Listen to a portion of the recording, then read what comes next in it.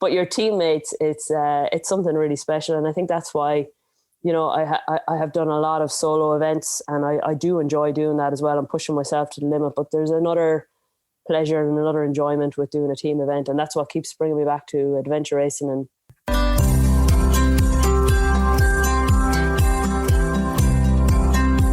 welcome to the Dark Zone, an adventure racing podcast. This is your host, Brian Gatens.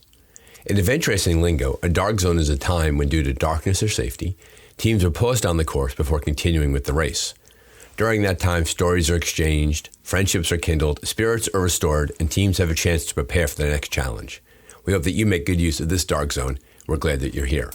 Welcome to June 2022. We are in the tail end of the Endless Mountains Adventure Race, which ended yesterday. Congrats to Rootstock Racing's Brent Friedland and Abby Perkis for a great event. Going back through the archives and clearing out some of our older interviews, making room for some new Endless Mountains podcasts. Today's Rachel Nolan. This was recorded back in April of 2022. Rachel is an Irish adventure racer. She's a long-distance bikepacking champion, and she raced Expedition Africa with Team This Ability. She recounts the race, the event, her teammates. She talks about her nutrition, her choices, and she even reminds me later on in the podcast to talk about her training.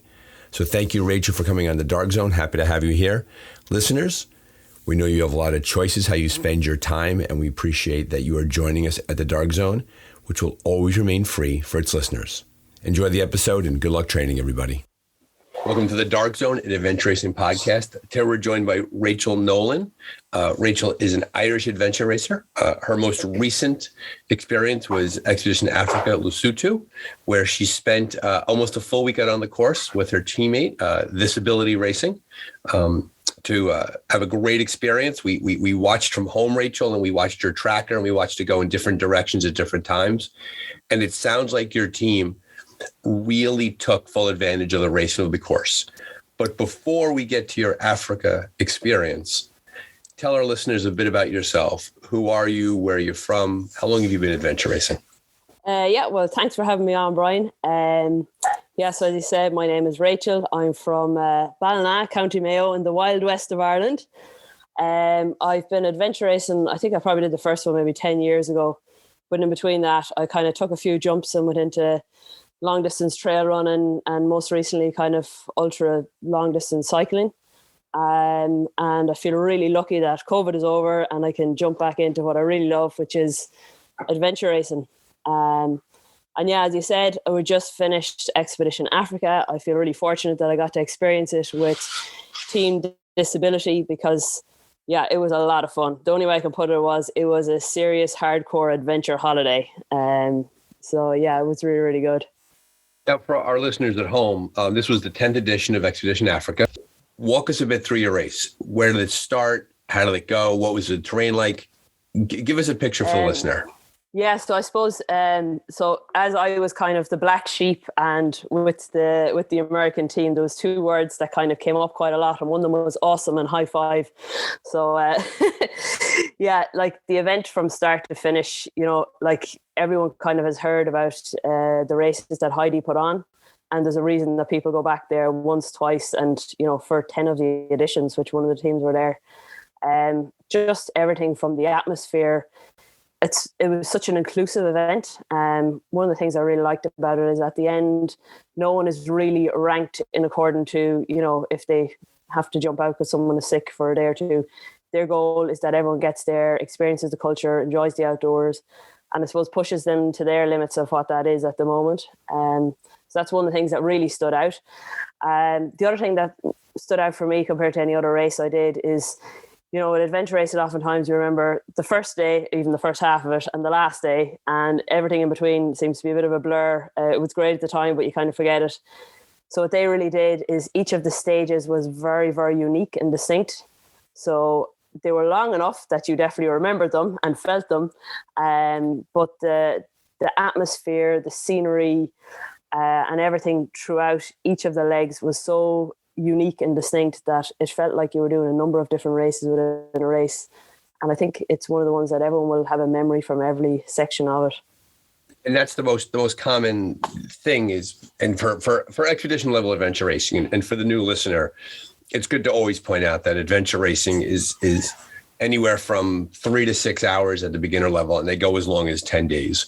And I think that your team was 6 days on the course the entire time. And it's amazing how you spend an entire week out there. And I remember from the very beginning of the race, like this race, like many other races, gets in touch with local culture. And you were in Lesotho, which is a kingdom in the center of South Africa. I think I read at the opening that the Queen of Lesotho came to the opening day and saw the racers off. You started with donkeys. Like, what was that? Did you have to bring the donkey the entire race? Did you adopt it? Was that just the opening prologue? Was your donkey rather cooperative? How did that work out for you? Because that's a unique way to start the race. Yeah, that's definitely. And as I'm, from Ireland, sheep and donkeys are everywhere, so I'm quite accustomed to the donkeys. But yeah, I thought it was an excellent way. I suppose it gets rid of all the ego. So, every team is the same, because who knows how your donkey is going to behave. And it kind of breaks the ice really with the whole event. So yeah, as you said, it was an adventure even getting to the start. There was 2 buses. Our bus got stuck on a hill for a while and we arrived a couple of hours late. Fortunately, the Queen hung on. And yeah, like once we kind of got the donkeys, you had to basically put a crate, an empty beer crate, tie it onto the donkey. And then it was a 4-kilometer kind of route to navigate around and pick up empty bottles, basically empty beer bottles. Our donkey, we picked it out. We named her Nelly, and she was surprisingly gave us a serious workout. So we brought carrots, apples, and I don't know where Chip got it out that the donkey eats mints, but anyway, they didn't eat mints. But the apples seemed to work, and yeah, it was a lot of fun. We're kind of all like crazy people running around with these donkeys trying to get them to move, but they were pretty fast. and so right away you jump into this unique deep end, right? It feels to get to the country. And then once you get to the country, it feels like it takes forever to get to the start line. Then you get to the start, and literally with the 2-hour delay. And I had read about that the Lesotho is rather a lot of elevation, right? And I know that snow played a role. And very often when people hear of Africa, they think of warm and hot. And that wasn't necessarily the case that you had there. On top of all of that, you also were racing with the team for the first time. Am I correct? Like the 3 Americans were new to you as teammates? Actually, so in 2018, I was racing with a Swiss team in Belize. And like every adventure race, and with the Swiss team particularly, it's always an adventure. We happened to get stuck on an island. Our canoe got stuck. One of the canoes got stuck. And Chip and Andrea were passing by a couple of hours later, and our emergency button was not working.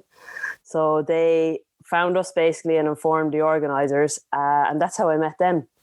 And they asked me then after that, after Eco Challenge in Fiji, if I would join them for the race in Africa, because obviously it was supposed to be on 2 years previous.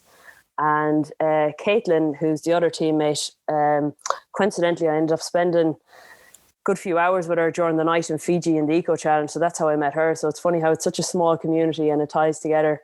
So actually, it wasn't my first race. I went over and did C2C with them in Florida in February. So that was kind of the first time I really properly met them all, I suppose, after 2 years of kind of talking about this, going to Expedition Africa.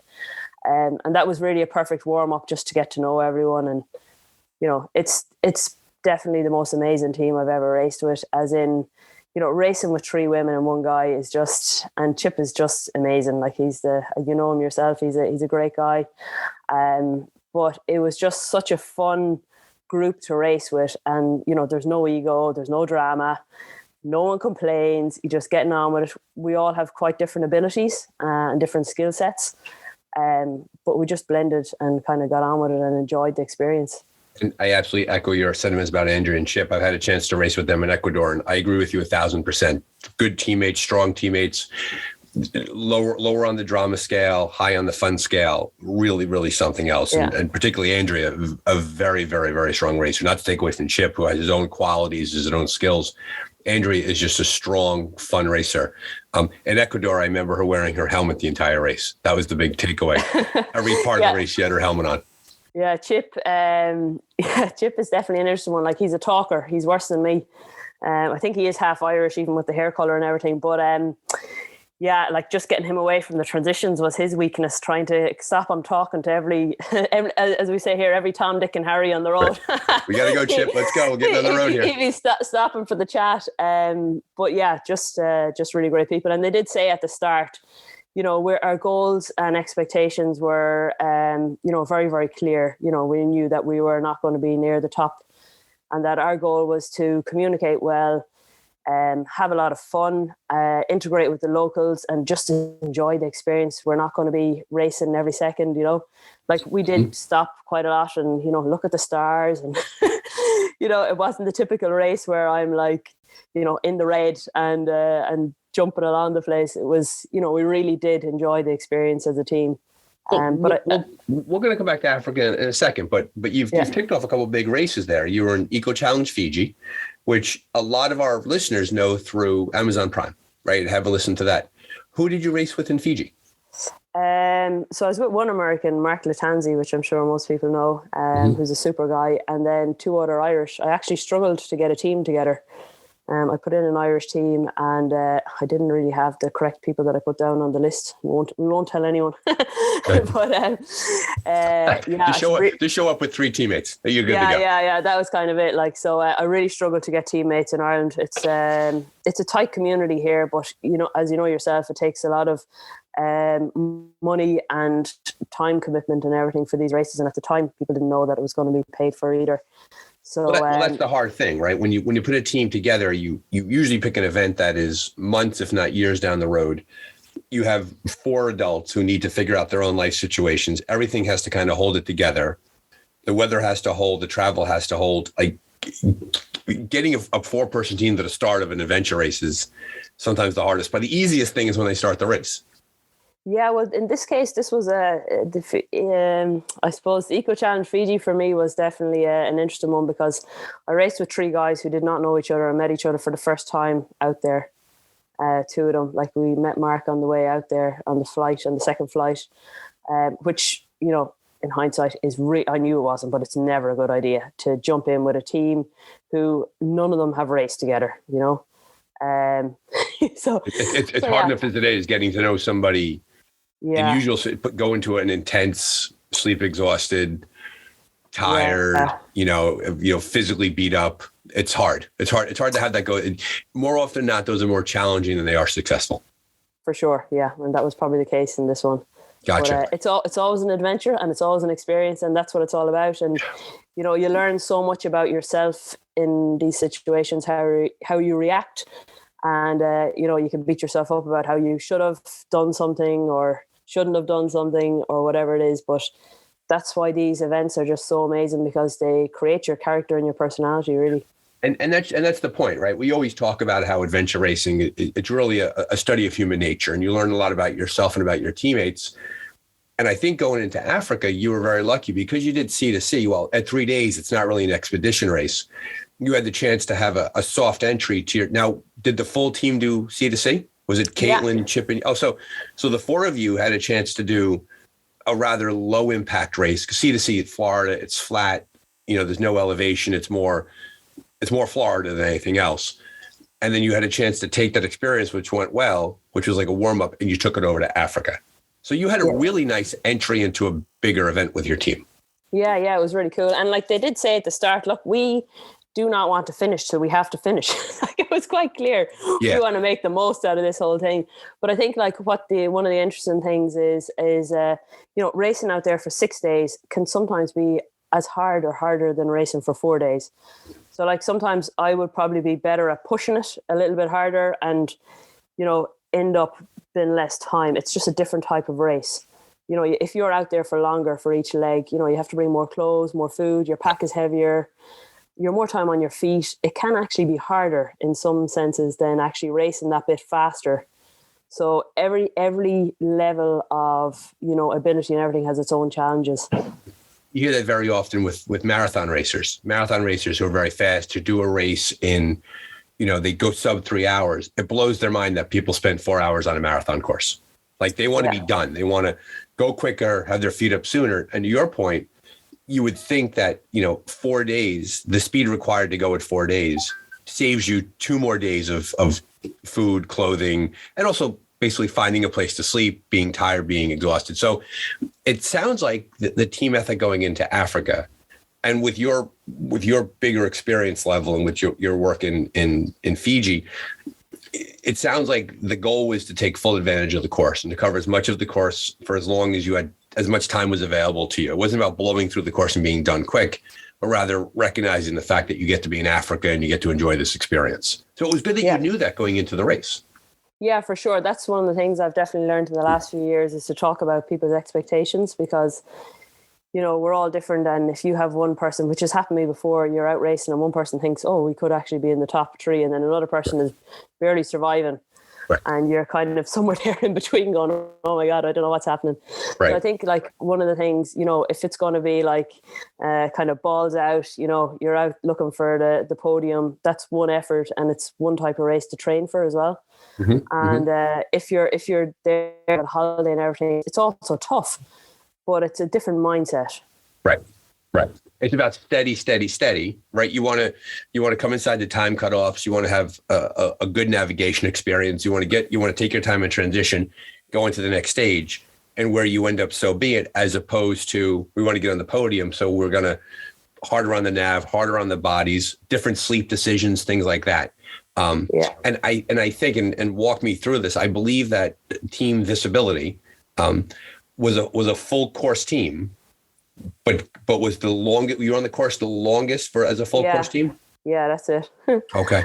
Actually, another one came in after us, but they took a few shortcuts. But yeah, we were the longest. We took the longest time out there. Wow. Well, you could argue that you got the most for your money. That's true as well. And we actually got in just before the snow and everything started. So yeah, it worked out perfect. There it is. So going back to the race a bit, you had Nelly the donkey, you collected the beer bottles in Lesotho. You then, big trek, I think, to start, correct? It was a big, long, so, and if I remember correctly, when I watched the tracker on that trek, towards the tail end of it, you guys had a bit of a bobble that threw you off a little bit. Yeah. So basically, for the last CP, we kind of, we decided to go to attack it from under. And in fact, we were only actually a couple of meters off it if we had swam around, but it was difficult to know. And then the whole thing of 100 meters been away from your teammate.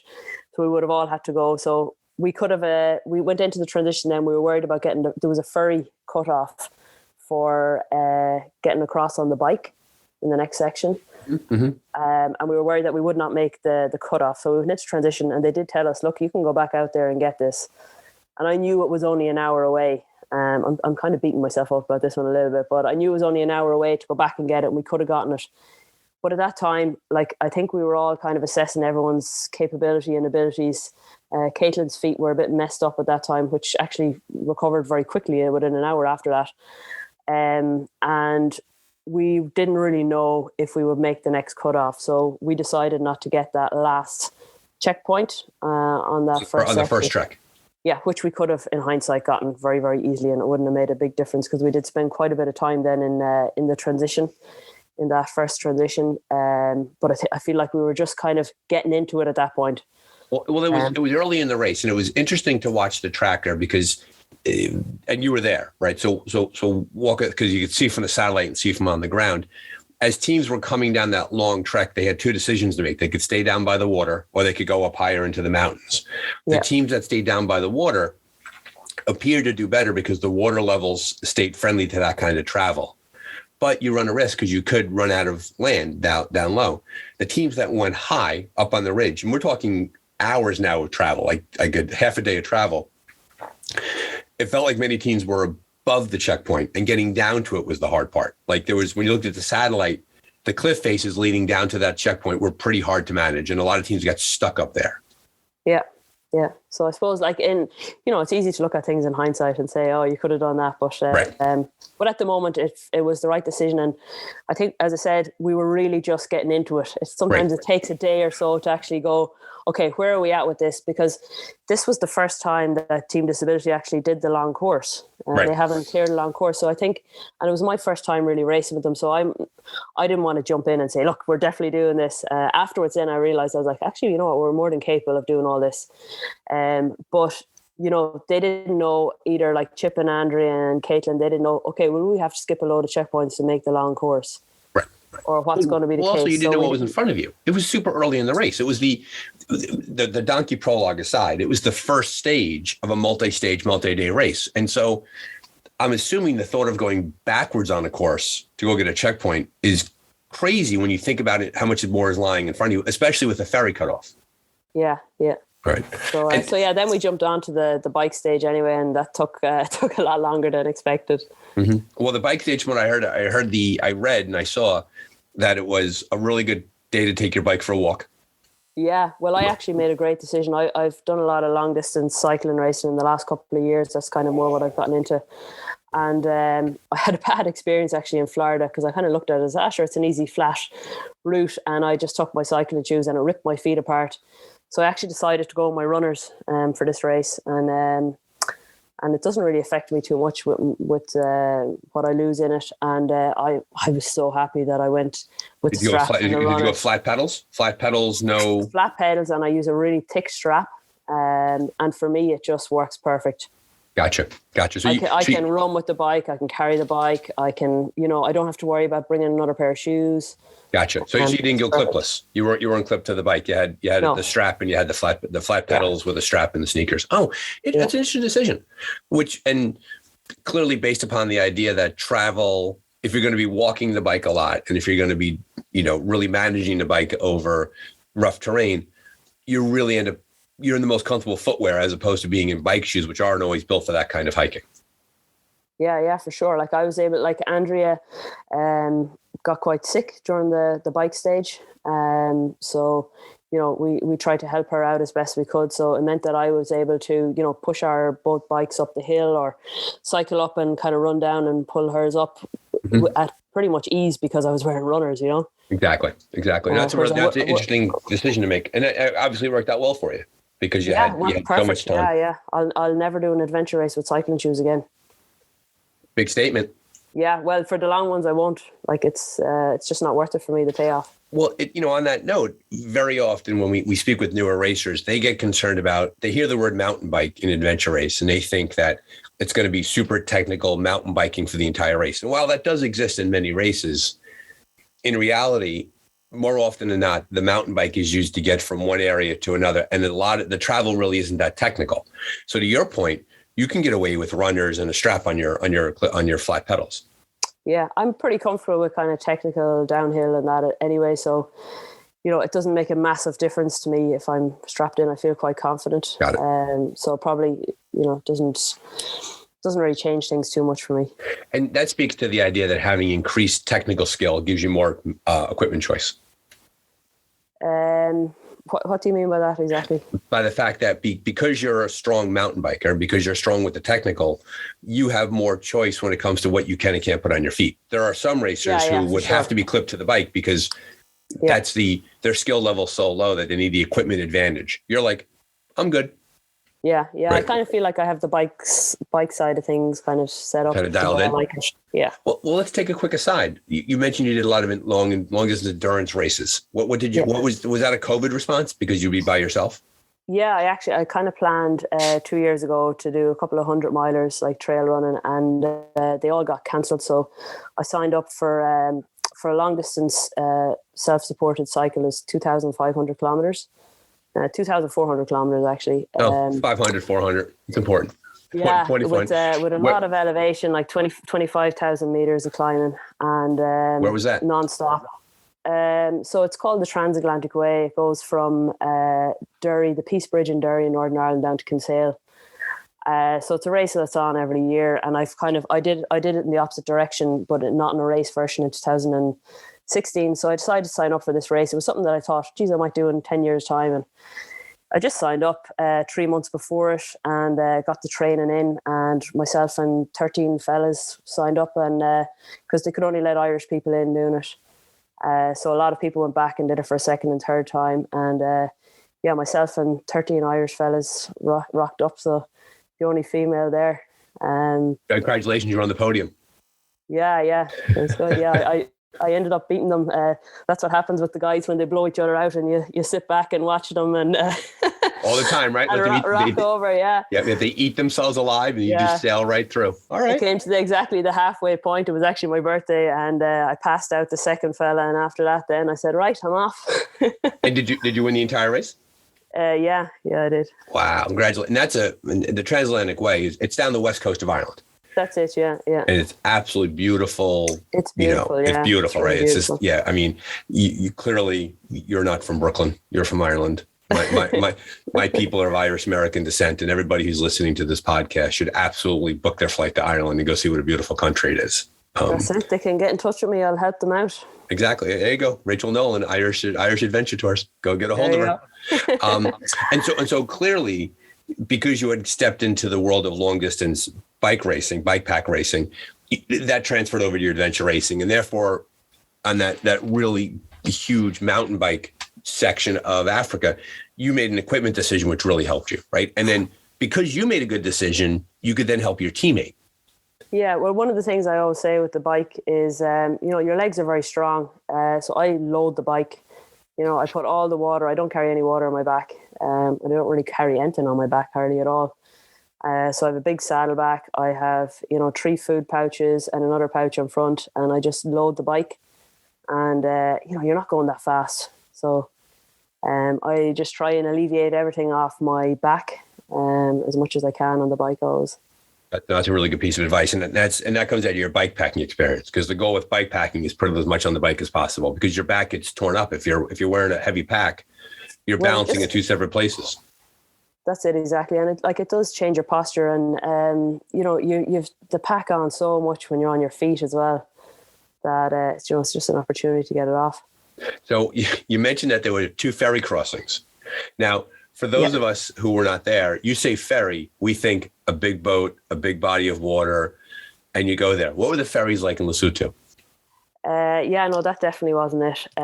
So first of all, finding it was a challenge, going down these little rocky paths going, geez, are you sure there's going to be a boat at the bottom of this? Is there even water at the bottom? The first one we managed to get on. The second one, the fella fell asleep.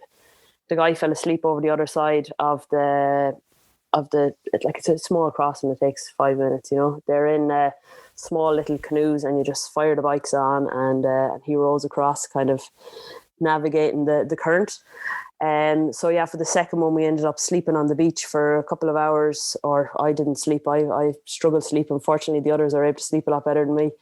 And then an African team came, one of the teams that are from South Africa, and they just started shouting and whistling.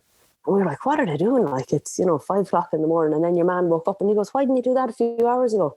And I was like, I knew it. I knew we should have just started shouting. Your man's, he was asleep in the boat the other side of the water. And here we were waiting for 2 hours for him to come out, But so the boat crossings they're very short, but they, wouldn't have been possible to cross them with a boat like you're. Right. It was too deep with your gear and right. I got you. Yeah. And so that adds to the logistic fun anyway. Well, I had heard about how there was actually discussion of whether or not the ferryman would stay there through the night.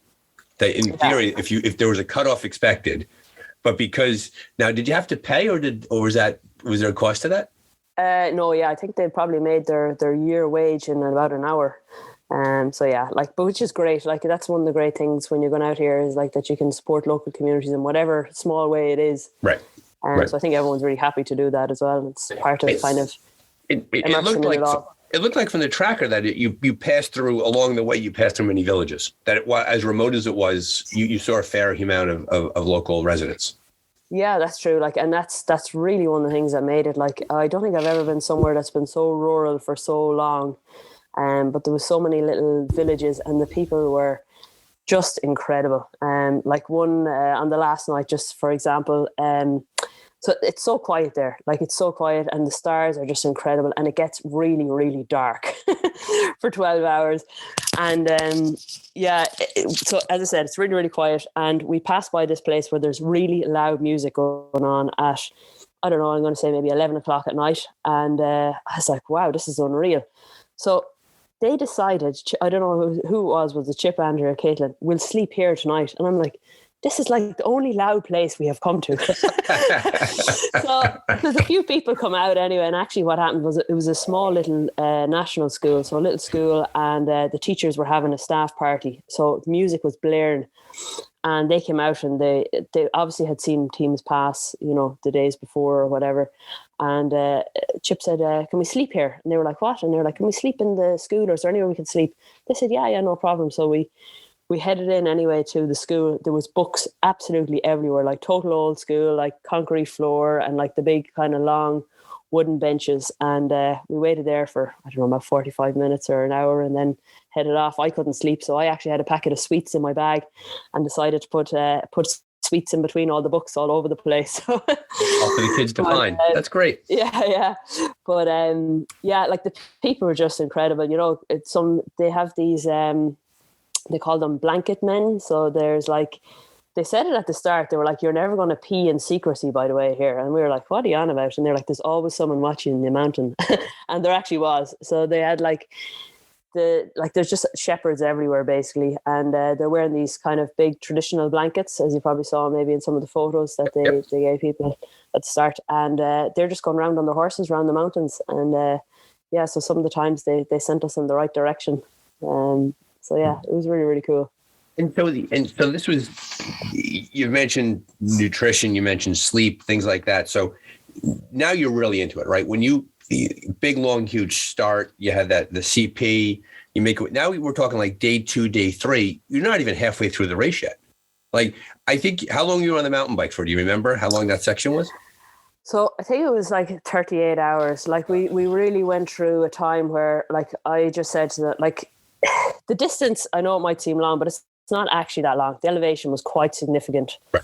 Like it was like over 6,000 meters of climbing. So there was, in any case, even if everyone on the team was kind of fit and healthy, there would have still been a lot of hike-a-bike. But there was a lot because, Andrea is someone that I really, really look up to and admire, because I think that to be able to take help like that takes a certain type of person, and to just say, look, not give up, and just like, because a lot of teams do, and it's normal. Like, it's very difficult to realize that this is going to pass. And so she just allowed us to look after her, which I think takes a lot of courage as well. So we just tried to do everything. Like she really wasn't, she was just vomiting up everything and couldn't eat and drink and everything for really, I don't know, was it 30 hours? It was a long time. It was a really long time. And we stopped in a shed for, 4 hours, and then, I was like, okay, we have to get out of here. Like we have to just keep moving even slow. So we had it broken down to almost a kilometer. Like I was like, okay, we have to do 5 kilometers without stopping. We can do it. Right. It goes down to that small of detail. And yeah, the food, as you were saying, like is really such an important part. That you bring your own food and you've tried and tested it. A lot of people seem to have issues with their stomach on this event. And even afterwards, a lot of people ended up in hospital on antibiotics and that I know. So, making sure that your water is filtered. And personally, myself, I'm vegetarian. I'm kind of more plant-based in my normal life. I do make exceptions in adventure racing, but I don't really eat in the restaurants beforehand, and that's a personal choice. Unless I really know what I'm eating. Because I just, I've come that far and I don't want to get sick just beforehand. So I do bring a lot of my own food. And I think maybe some people might have gotten a little bit sick in different times like that, just from taking different things that, they're not used to eating. Well, that's the catch-22, right? You travel to a foreign land and you want to immerse yourself in the culture. Like adventure racers are not your typical tourists. And we dive in with 2 feet into the experience. Sometimes that diving in boomerangs on us, and you're enjoying the local fare, which your body's just simply not used to. It's not the food is bad. It's just you've never had it before, and your body reacts poorly. Next thing you know, you're 36 hours into a race and everything is upside down and you can't hold on to anything. And and I think you're spot on about that. When I was in Ecuador, which was just an amazing country, amazing people, the food I had before, everything was well cooked. I had nothing that didn't somehow was sitting over heat for a while. You referenced the challenges that your teammates had, and Andrea was out there. And we say this very often on the podcast, that if you're not prepared to ask for help during an adventure race, and if you can't regulate your own need to ask for assistance, you're going to have a really, really, really hard race, because very often people have a desire. They're too proud to ask for help. So they go into a hole that is so deep that it slows down the entire team. And it sounds like you were able to address that pretty well as a team out there. Yeah, like, being honest, we probably should have addressed it a couple of hours earlier. Like, she was probably in the red a little bit too long. And, Chip was kind of holding back, and, he basically said, look, we were going to have to do something here. Because he was kind of then been, they're also together. So he was kind of been partner, carer. So we kind of had to separate things a little bit. And we took charge of it then for the rest of it, which was really good. And we all helped each other out for whatever it was. As I said, with these things, you're putting yourself to a limit, and you learn things about people that you wouldn't learn in a lifetime. So it's a crash course in family. Yeah. And right. As I said, I just feel so privileged to be with such, three really outstanding individuals with very different characters, that I feel like are now really great friends with just doing two events for, and kind of, yourself, you create a bond that you kind of have a mutual respect anyway for everyone that's out there racing, because you know what they're going through. Even if you don't know the people, you only know them to see. You kind of, at the end, you're like, you've gone through it too. Yeah. Oh, but, you did that also. Oh, okay. Yeah. Right. But your teammates, it's something really special. And I think that's why, I have done a lot of solo events, and I do enjoy doing that as well. I'm pushing myself to the limit, but there's another pleasure and another enjoyment with doing a team event. And that's what keeps bringing me back to adventure racing. And I've raced with a lot of different teams, and I've made some really amazing friends through it all. And that's the most common thing you hear from people who jump into the sport, is that the shared experience of doing the race itself. The expression that they use in climbing, because there's some correlation here, is adventure racing is like war stories without the war. Yeah. We pay ourselves to go through this to find our own personal and mental limits, and to develop your own character. Like, if you're doing the same thing every day and the same, general sports, you're never going to learn these things about yourself and reflect in the way you do afterwards. And you're spot on there. And the idea that the Grant Killian, who the Untamed New England, is a excellent, wonderful race director here. And Grant, if you're listening, please bring back your races, because we miss them. When he introduced Untamed New England in 2018, he talked about how these were contrived inconveniences, that you choose to be here. Like, you've paid the money, you've done the training, you've injected yourself into this situation. So therefore you kind of lose the ability to complain about it, right? Because you could be home on your couch. Yeah, that's it. Yeah. And then he talked about the idea of permanence, and the idea that, and you went through this with Andrea, who was not feeling well. We've all been there, that the situation you're feeling at that moment, as low as it is going to pass eventually. And it passes quicker and better if everybody's working together to help the team get through it. Yeah, that's exactly it. Yeah. And you never know, like, you could have the strongest person. And, I think it's quite funny because, as I said, I've raced with a few different teams, and it's often the guys who are, beefed up, 6-pack, pumping in the gym. They can do, and they just disintegrate. They fall apart. 250 marathon, hour 18, bang. Mm-hmm. Right. So, and that's why another reason why I love adventure racing is because, women often in these endurance sports are excelling a lot more. It might be the fast at the start, but, if we can hang on for the first night, we're often the ones who are just cruising along. And that's a common theme that we hear on the podcast time and time again, and we see time and time again, is that mixed gender teams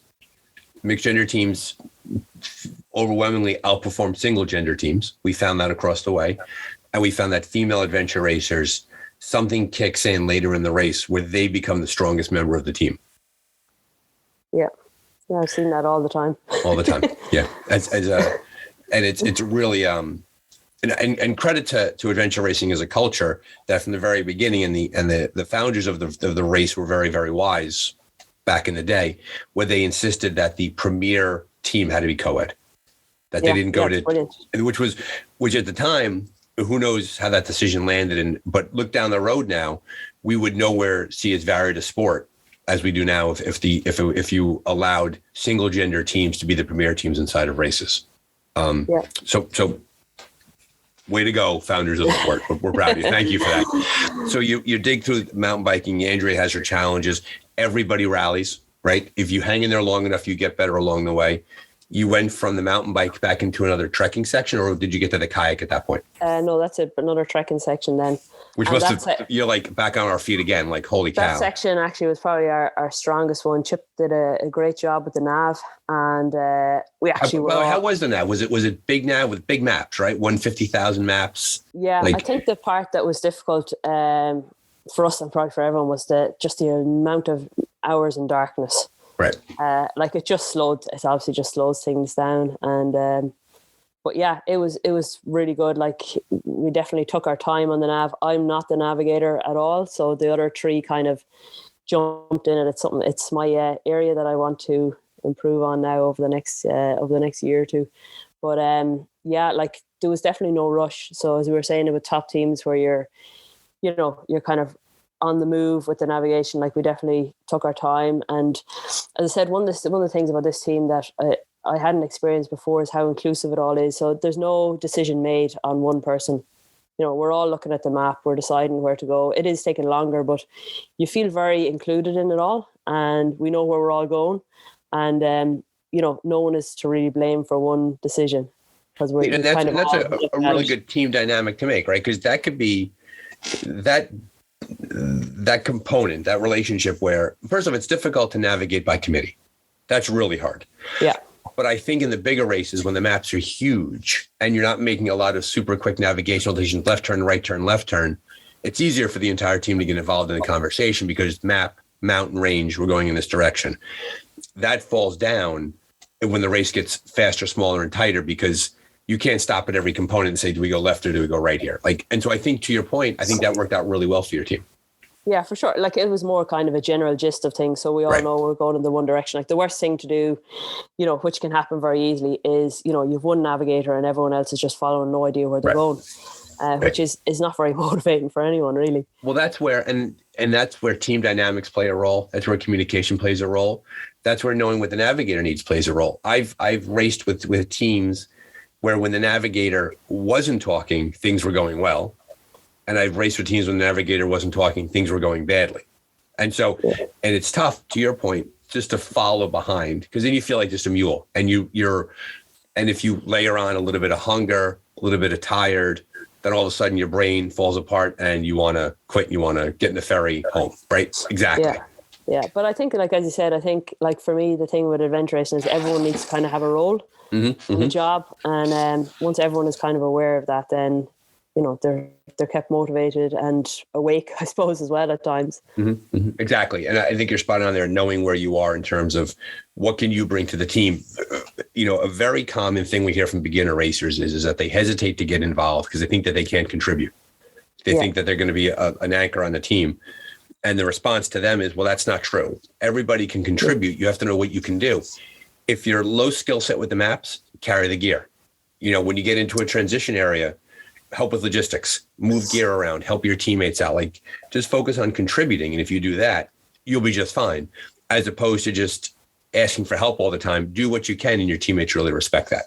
Yeah. Or you could just learn a few songs for the middle of the night. That always goes down well. I heard that you were singing along. Did song happen in Africa? Oh, we had a good few sing-songs, all right, to keep awake. Like, 12 hours is a long time of darkness for entertainment.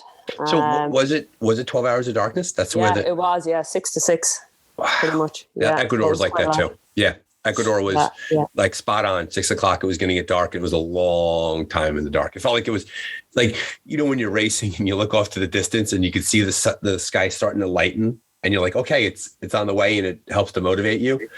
I remember looking to the distance and never seeing this, like, it was dark all the time. And so you had that challenge. Yeah. Well, it just changes things as well for sleep, logistics, everything. If you only have, like in Ireland here, for example, in the middle of the summer, you only have 4 hours of darkness, 4.5 hours. Like, it just changes everything. Because you're like, well, if you're going to sleep, it's going to be in that time. Exactly. Whatever it is, for an hour or two there. So yeah, it changes things a little bit. So 6 days on the course, clearly you weren't awake the entire time. How did you break your sleep up? Did you ever have one big long sleep? I think at one point one transition area was a guest house. Yeah, that's correct. Yeah. And it was it was a 7-hour sleep? No, it was 3 hours. 3 hours. Okay. Yeah. Okay. So, it might have been 7 hours in transition the entire time. That might have been the whole time you were there. It could have been. Yeah, I think we arrived in at like 10 and left at 3 or something like that. Okay. So it was a bit less than that. But yeah, I suppose I struggle with sleep anyway. I think I've like slight insomnia, which can be a benefit and a hassle. So when they were all sleeping at any of the stops, I didn't sleep at all. Okay. So I did a bit of yoga. I just tried to relax the brain basically as well. But the only time I slept was that time we actually stopped. So I slept less than 3 hours and 6 nights. So not a lot. Did that come naturally to you, or did you have to train yourself into that kind of deprivation?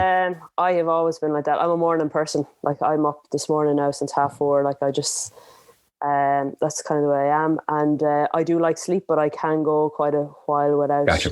It doesn't affect me massively. Gotcha. But like everyone, if you get onto the kayak in the middle of the night and you haven't slept for a couple of nights, I struggle not to jump into the water.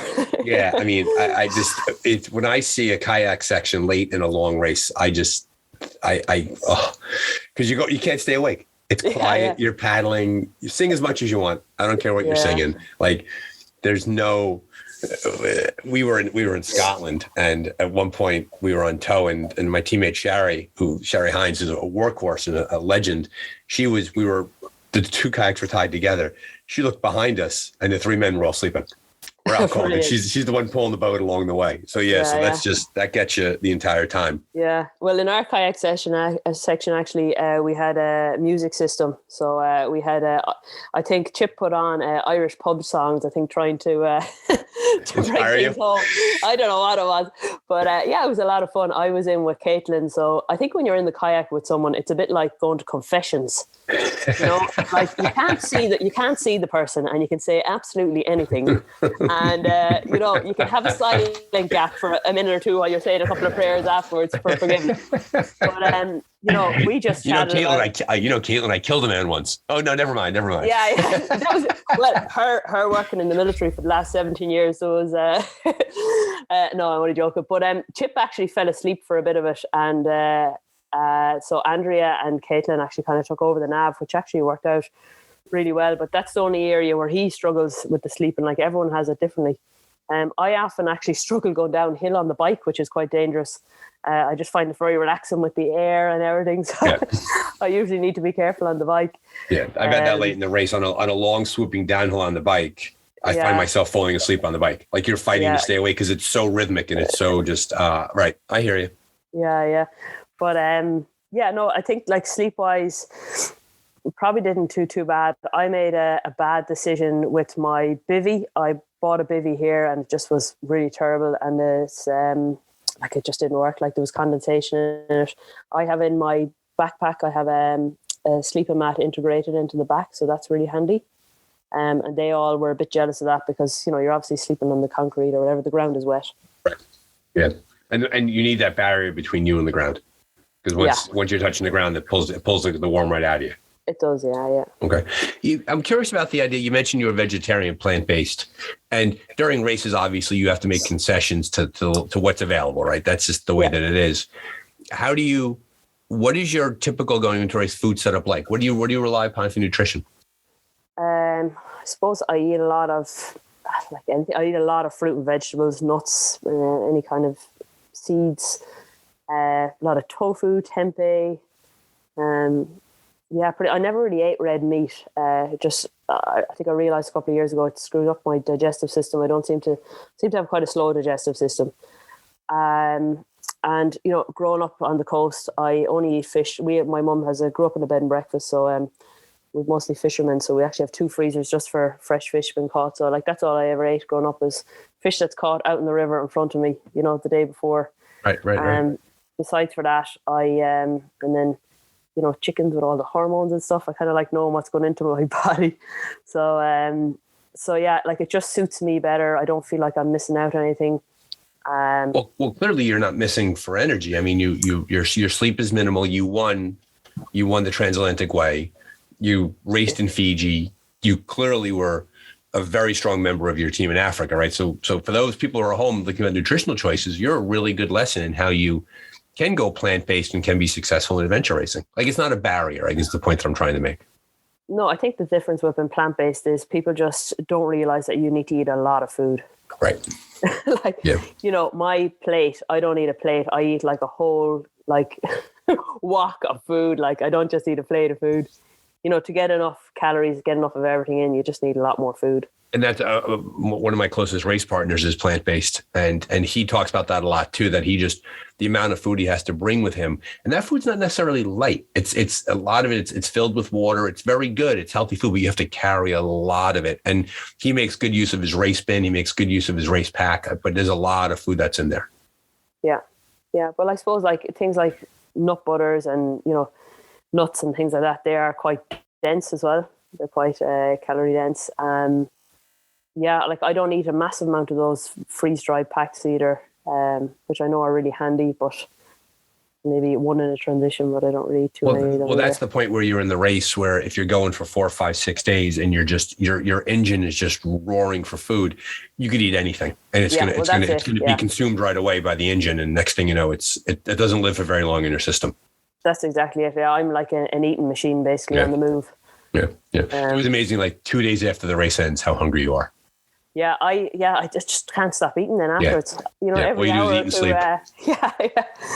Mad for the picking. But what they say. You know what they say about pickers, don't you? What's that? They'll always be wearing big knickers. So you need to, after a certain point of time, you need to tone it back a little bit. Yeah. My problem is I always eat like I finished the 2-day adventure race 2 days earlier, but it was 2 months ago. Exactly. Now, so you mountain bike. Yeah, the kayak section, which I heard was pretty challenging, right? It was in this huge dam section, a lot of ins and outs, but you guys did a good job with that. And it feels like you got stronger. Like days 4, 5, 6, you really hit your stride. Yeah, so the kayaking went actually really well. In general, we did move quite slow, but we were very tired going into it. After that trek session, before we got into kayak, we right into transition, which was, basically just a kind of a shelter. So it was quite windy at that point, and it was quite cold. And we kind of lay down for about an hour or so. And at 11 o'clock, Caitlin is in charge of the alarm setting. Mm-hmm. So the alarm went off and Chip said, I think we're going to wait another half an hour. And I said, who decided on that? Oh, the girls. I said, I don't know who decided on it, but we're leaving. So off we got. Said, how about another half an hour? I said, is it really going to make a difference if we leave at 11 or half 11 or what it is? No, it's not. Let's move. Let's go, Chip. Pick it up. Let's go. So yeah, up we all got anyway. And they said afterwards, and the guy said, thanks for letting us go. We were just trying to put off getting back into getting into the kayak.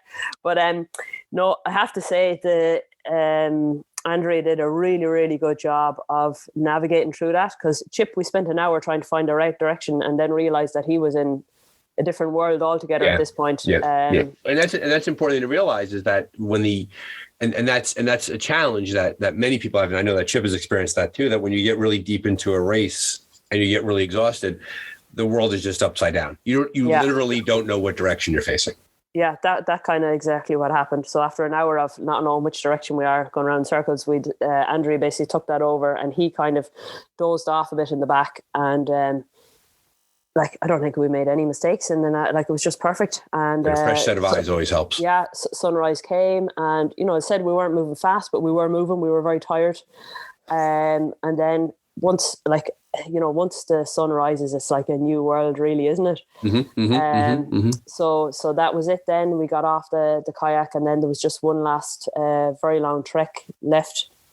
So yeah, we were kind of pumped. When you're that stage on, you're going to finish, and at that point you're walking it in. Go with it, yeah. Right. You go with it, and you realize, and you were long course, right? So you're a long course team. Yeah. Wow, that's a big accomplishment. Yeah, it was really cool. So you've done a lot of. So how do you rank this in terms of your race experiences? Was it your longest time out there? Like the 6 days is that a record for you? Have you been out there longer? Like where do you kind of rank this? Because you've done a lot of stuff. Yeah, I think probably similar enough in Fiji, even though we didn't do the last section in Fiji. We had an adventure before that. Mm-hmm. But yeah, I've done a few maybe around this kind of length, especially solo events. But as I said, what really was unique about this event was just the team. It's difficult to explain, but like the communication, everything was just, it wasn't for me on a physical level. I probably could move faster in some parts, But then again, I might be moving faster in the wrong direction, so that's not always the best thing. Mm-hmm. So you have to take things into consideration. And, I suppose with adventure racing and with everything, you have to look at, well, what's your goal in it? Is it to push yourself and, which is fun as well, and push yourself and see what your physical limits are in that sense? Or is it to just have a really good time with really cool people?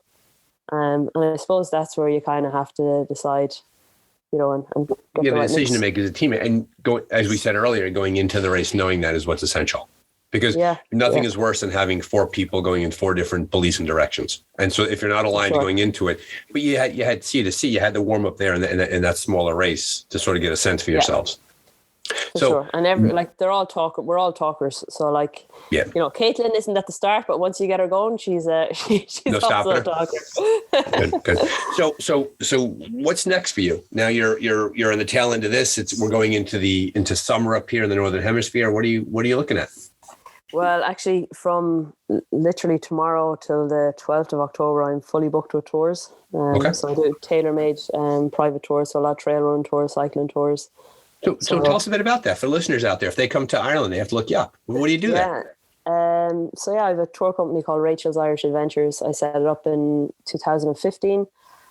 And I just offer private tailor-made tours throughout Ireland to get off the beaten path and experience, discover and taste the best of Ireland. So everything from trail running, cycling. I have families, like 3-generation families looking up their ancestors. Big variety of things. And the goal is kind of getting off the beaten path and bringing people to my favorite places. So it could be in baking brown bread with my mum in the kitchen, or my background's actually in the whiskey industry. So I do a lot of whiskey tasting. Or going off, spending a couple of nights on a beautiful island off the west coast of Ireland. So it's always different. So that's basically what I'm doing until October, and then so I travel for 6 months a year. So I usually leave Ireland mid-October and then come back at the start of April every year. So that's really the season where I can train and do events. And then if I do something in the summer, I just need to plan it out in advance so I can book the time off. Gotcha. Are you looking at any races for that? I know you're living in April to October now, and that's where you are. October to April of next year, anything you have on the calendar, you're looking at going, any place you're looking to travel? There's a cycling race I'm looking at doing in the Canaries in the beginning of November, and then potentially go over to Thailand around the kind of December time for maybe 2 months, and then maybe the race in Patagonia in March. We'll see. What's your dream race? I'll definitely do something. Godzone. Godzone, right? No brainer, right? Yeah. I always joke if the Godzone bus pulled up outside my house right now, I'd say goodbye to you and I'd get on that bus. Yeah, I'd like to go there, and I spent 2 months in New Zealand, going back a few years ago, and I just really loved it. It's just an adventure mecca. But I'd love to go there, just spend the winter there, and do Godzone and Coast to Coast, get the two of them. So kind of a solo event and a team event. I'll do that in the next couple of years. Just get the timing right of. You got to get with a team and, get everything in line. And then just when the time is right, these things will all happen. Oh, Rachel, thanks for coming on the Dark Zone. We appreciate your time. Are there any closing thoughts before we say goodbye? No, but just on a side note, you asked me to tell you about training. And thank you for busting me for the listeners out there, because I realized it was 6:00 and we're talking for an hour, and I never mentioned training, and I was going to skip over it. It was the only thing you asked me to mention to you, so I said I'd bring it up. So bring it home. Tell us about your training. So because clearly, as someone who works in the travel industry and works your time is not always your own. So what does your training look like? This summer my training will be very minimal. I'm on my feet all the time. So between cycling tours and trail run tours and everything. And then the winter is my training time. So the winter just passed. I spent 3 months in the Algarve in the south of Portugal training, and 2 months in Spain. And this year I went back with Jen Seger, who I know you have on the podcast. Mm-hmm. So she did a really good training plan for me for 4 months this winter, which I really enjoyed. She's just the greatest. I mean, really good. I figured there was a connection there. I heard you talk. You sounded like you were a Jen Seger athlete the way you were talking about it. So that's good to hear. Yeah. Well, back in So in 2019, it was 2020 actually, when I did the cycling race, I had actually met her out in Fiji, and I asked her would she put a plan together with me for ultra running, and that was my goal. And so once I saw everything was been cancelled, I said, look, could we switch to cycling, because I know this will be going ahead because it's completely self-sufficient. And she completely diverted everything. And in 3 months, she did a 3-month training plan for me from basically, I hadn't been on the bike much at all because I'd just been running. In 3 months, and she obviously helped me get the results. So, I just, from the start, like I didn't really need to chat to her. I talked to her once and she just seemed to get me. So it was easy. And so does the plan look like? Is it a somewhat of a typical training plan where it's base, build, then a peak, and then you sort of back it down? Or because you have so much base, do you sort of just keep it steady and then shoot for the big events? How does that work out? So, I actually learned so much about myself from her. And that's one of the things that, the reason I'm back again this winter is because on a personal level, I learned a lot about my own body and mental capacity, I suppose. But from the cycling one, like we did nothing but cycle. Like I pushed out like 30,000 kilometers in the space of a couple of months. Like I was doing like back-to-back cycles, like 1,000 kilometers a weekend, and just nonstop on the bike, basically that. And I do a lot of yoga. So I usually do like up to an hour yoga every day anyway. So kind of you have to counterbalance that, right? Because the bicycle is such an unnatural position, right? You're hunched over the handlebars. You have to bend your body back in the other direction through the yoga. Well, for that also, but like just in life in general, yoga is just a great for the body and mind. I spent 3 years ago, I spent a winter in India doing a teacher training course, and that kind of really catapulted it even more so off, just to get me into my daily routine. And then for this year, for the adventure racing, it was totally different, which really goes to show like kind of the strength that Jen has, is that it's not a one plan fits all. She adapted to the terrain that I was on, and it was definitely multi-sport. Like, whereas before with the cycling, I wasn't running at all. Right. Like I didn't do any running. I did some gym work this year. I did 3 months of strength and conditioning where I was doing CrossFit like 5 times a week. And kind of basically she has you in like zone 2 or zone 4. So you're either doing super slow stuff, which, you feel like you're moving along at granny pace, or you're pumping it out, doing intervals, hill repeats. And what I really like about it is from a female standpoint, she does everything on your cycle. So, you're working with your body rather than against it. And that's that's one of the things that I don't know why they don't teach you this in school, but I suppose I learned a lot about my body and when to push it and when to just realize that, you just need to hold back a little bit. Well, that's the whole trick, right? The whole trick is knowing that your body's a machine and that you have to, what you put into it matters, what you put out of it matters, but also those cycles, as you talked about, matter. And you mentioned zone 2 and zone 4. Very often I've read about how too many athletes are just stuck in zone 3. They do long, steady stuff all the time. And it feels like work, but it's not. You got it. Yeah, that's probably me. I'm one of these people that you could ring me up at any time of the morning, day or night, whether it's to go to a party or, climb a mountain, and I find it very difficult to say no. Right. Yeah. So like, that is the most common trait of adventure racers. And it was just mentioned, Jesse Tubb just mentioned that in the movie Yes Man. He says yes to everything. He's like, do you want to go race across the country? Okay. Yeah. That's part of our personalities, that our barrier to say no is really, really, really low. Yeah. I struggle a little bit in the extremes to just find the balance sometimes. But yeah, I suppose, so before having a program, I would have been probably doing a lot more hours than she was even giving me. But just not really of benefit from a physical training point of view. Gotcha. I appreciate that you put me back on track, Rachel. You rescued me, because I'd forgotten all about the training, which the most common complaint of the Dark Zone listeners is that we never talk about training that much. I just assume that people just show up and they can just do it. They're built into them. So thank you for that. Some do. Right. Some folks just show up and they just, usually the age, the youth, the young folk tend to walk out there and crush it. Yeah. Well, cool. Rachel, thank you so much for coming on the Dark Zone. We look forward to hearing about your future races. We'll get you back on. Have a wonderful tour season. I'm sure that you're very happy. It's a little bit of a post-COVID Ireland now, and everyone's coming back to see the homeland. And thank you for being here. Yeah, you too. And look, when you come over to Ireland next time, let me know. Oh, you trust me. I'm on the way. I'm looking at plane tickets right now. Yeah. Okay. Cool. Very cool. Great, Rachel. Thank you very much. All right. Thanks a million. Thanks so much for your time. Have a great day. Bye now. Bye-bye.